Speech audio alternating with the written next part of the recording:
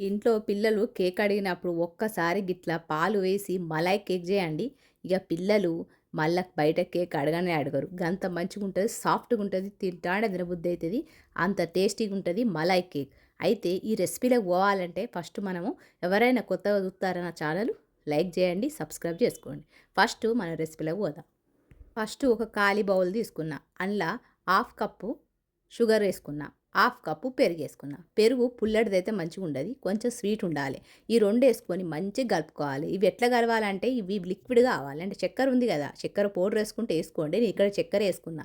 కాబట్టి మంచిగా కరిగింది. ఇక కరిగిన తర్వాత 1/4 కప్పు మంచి ఆయిల్ ఏసుకోవాలి. స్మెల్ లేని ఆయిల్. సన్‌ఫ్లవర్ ఆయిల్ ఉంటది కదా! అది ఏసుకోవాలి.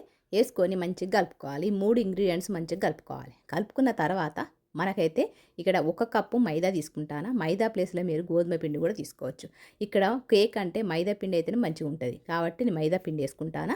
ఇక్కడ హాఫ్ కప్పు మంచిగా కాచి చల్లార్చిన పాలు ఏసుకుంటాను. ఇవి ఏసుకొని మనం మైదా 1 కప్ ఏసుకుందాం. ఏసుకొని మంచిగా కలుపుకుందాం. ఒక్కసారి అయితే ఈ పాలు కూడా ఏసుకున్నాం కదా! మరొక్కసారి కలుపుకుందాం. గిట్లా 4 ఇంగ్రీడియెంట్స్ కూడా మంచిగా కలుపుకోవాలి. కలుపుకున్న తర్వాత 1 కప్పు మైదా తీసుకుంటాను. మీకు ఇష్టం ఉంటే గోధుమ పిండి తీసుకోండి. 1 కప్పు మైదా పిండికి బరాబర్ నేను మెజర్మెంట్స్ అయితే చెప్తాను. ఇక్కడ 1 టేబుల్ స్పూను బేకింగ్ పౌడర్ తీసుకున్నా. 1/4 టేబుల్ స్పూన్ బేకింగ్ సోడా తీసుకున్నా. ఇట్లా మెజర్మెంట్స్ స్పూన్స్ మనకు ఫ్లిప్‌కార్ట్‌లో దొరుకుతాయి. అవి తీసుకొని మీరు గిట్లా మంచి కేకులు చేసుకోవచ్చు. ఎందుకంటే పర్ఫెక్ట్ మెజర్మెంట్ అన్నట్టు ఇది. గిట్ల వేసుకొని మంచిగా కట్ అండ్ ఫోల్డ్ మెథడ్‌లో గిట్ల కలుపుకోవాలి. గిట్ల కలుపుకొని కొద్ది కొద్దిగా పాలు పోసుకుంటా పల్చగా బ్యాటర్ లెక్క కలుపుకోవాలి. గిట్ల స్పూన్‌తోని మంచిగా కట్ అండ్ ఫోల్డ్‌లా కలుపుకోవాలి. గిట్ల గోల్ తిప్పాలి, మధ్యలో కడి చేయాలి. ఇట్లా రౌండ్ తిప్పాలి, మధ్యలో కట్ చేయాలి. గిట్లా కడి చేసుకుంటూ పోతా అంటే మనకు ఉండలు లేకుండా మంచిగా స్మూత్ బ్యాటర్ లెక్క రెడీ అయితది. అంటే మనం ఎప్పుడు కేక్ చేసినా కూడా ఒకటే లెవెల్‌లో ఒకటే డైరెక్షన్‌లో తిప్పాలి. ఈ విధంగా మంచి పల్చటి బ్యాటర్ లెక్క రెడీ అయింది. ఇప్పుడు మనము కేక్ ట్రే అయితే తీసుకుందాం. ఇక్కడ నాన్ స్టిక్ ప్యాన్ తీసుకుంటే మంచిది. నేను స్టీల్ తీసుకుంటానా. ఒకవేళ స్టీల్ తీసుకుంటే గిట్లా బటర్ పేపర్ ఏసుకోవాలి. బటర్ పేపర్ మీద ఆయిల్ ఏసుకోవాలి. ఏసుకొని మంచిగా గిట్లా స్ప్రెడ్ చేయాలి బ్రష్‌తోని. ఇట్లా స్ప్రెడ్ చేసిన తర్వాత ముందుగానే మనం కలిపెట్టుకున్నాం కదా బ్యాటర్, అది ఇందులో ఏసుకోవాలి. ఈ విధంగా మంచిగా ఏసుకుందాం. మీకు నాన్ స్టిక్ ప్యాన్ అయితే బరబ్బర్ వత్తది. మంచిగా కరెక్టు కలర్‌లో వస్తది. కరెక్టు మంచిగా వత్తదన్నట్టు. ఇక్కడ స్టీల్ కాబట్టి కొంచెం మాడిపోయినట్టు అయితది. మీరు ఖచ్చితంగా బటర్ పేపర్ ఏసుకోవాలి. సిల్వర్ గానీ, స్టీల్ గానీ యూజ్ చేస్తే. ఇట్లా బ్యాటర్ మొత్తం ఏసుకొని మనమైతే గ్యాస్ అయితే ఆన్ చేద్దాం. గ్యాస్ ఆన్ చేయడానికి ముందు మనమైతే ఒక ప్యాన్ పెట్టుకోవాలి.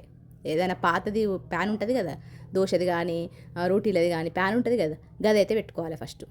ఇట్లా పెట్టేసుకొని మనమైతే ఈ ప్యాన్ పెట్టుకోవాలి. పెట్టుకొని ఒక 5-10 నిమిషాలు మీడియం ఫ్లేమ్ మీద పెట్టుకోవాలి. తొందరనే ఉడుకుతది.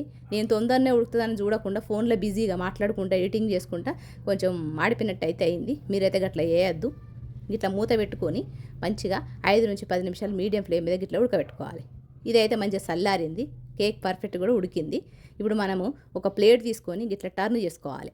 ఉల్టా వేసుకోవాలి. చూసుడుతో నాకైతే మాడిపోయింది. ఇక మస్తు అనిపించింది. అయ్యో! ఇంత కష్టపడ్డా కదా! మాడిపోయింది ఏందిరా బాబు అనుకున్నా. కానీ ఇక మాడిపోయినా కూడా మనం అలా చేత్తన్నాం కాబట్టి టేస్టే ఉంటది. కానీ నేను చేసిన మిస్టేక్ మీరైతే చేయొద్దు. మంచిగా చూసుకుంటుండాలి మధ్య మధ్యలో. ఇక నేను ఫోన్‌లో బిజీలో ఉన్నా. ఇక గట్లయితే కొద్దిగా మాడిపోయినట్టుంది కానీ అంతగా ఏం చేదైతే లేదు. ఇప్పుడు మళ్ళీ ఒక గిన్నె పెట్టుకోవాలి. గిన్నెలో ఒక హాఫ్ కప్పు పాలైతే పోసుకోవాలి. పాలు దాంతో పాటు 2 టేబుల్ స్పూన్ల చక్కెరేసుకోవాలి. కస్టర్డ్ పౌడరు నీళ్ళల్లో గానీ, పాలల్లో గానీ కలుపుకొని ఈ పాలల్లో కలుపుకోవాలి. కలుపుకొని ఒక 2-3 నిమిషాలు కొద్దిగా గోరువెచ్చగా లేకపోతే కొద్దిగా వేడయ్యే వరకు ఉంచాలి. ఇట్లా వేడైన తర్వాత మనం ముందుగానే కేకు రెడీ చేసుకొని పెట్టుకున్నాం కదా! దాని మీద ఈ మిల్క్ అయితే పొయ్యాలి. ఇట్లా పోయడం వల్ల మనకు బయట దొరికే కేక్ ఎంత సాఫ్ట్‌గా ఉంటది. గట్ల తయారైతది. ఖచ్చితంగా మీరు ట్రై చేస్తే గానీ మీకు అర్థం కాదు. ఇది ఫ్రిడ్జ్‌లో పెట్టుకొని తినచ్చు. డైరెక్ట్ కూడా తినచ్చు. ఎందుకంటే అంత సాఫ్ట్‌గా ఉంటది. నోట్లో ఏసుకోగానే వెన్న లెక్క కరిగిపోతది.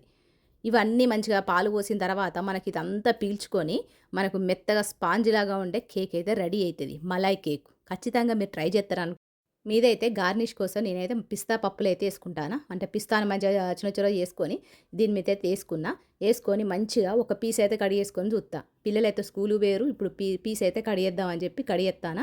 పర్ఫెక్ట్‌గా అయితే కటింగ్ అయిపోయింది. మస్తు సాఫ్ట్‌గా ఉన్నది. పిల్లలు మాత్రం ఎంజాయ్ చేత్తరు. వాళ్ళు రావడానికి ముందే కేక్ రెడీ చేసి పెట్టిన. ఇగ ఆళ్ళొచ్చిన తర్వాత తింటారు, ఎంజాయ్ చేత్తరు. మరి మీ పిల్లలకు కూడా గిట్లనే చేసి పెట్టండి. వాళ్ళు కూడా ఎంజాయ్ చేత్తరు. మరి రెసిపీ నచ్చితే ఒక లైక్ ఇవ్వండి. ఇక రేపటి వీడియోలో రేపటి రెసిపీతో మిమ్మల్ని కలుస్తా మరి. ఉంటా మరి. అంతవరకు సెలవు. నమస్తే.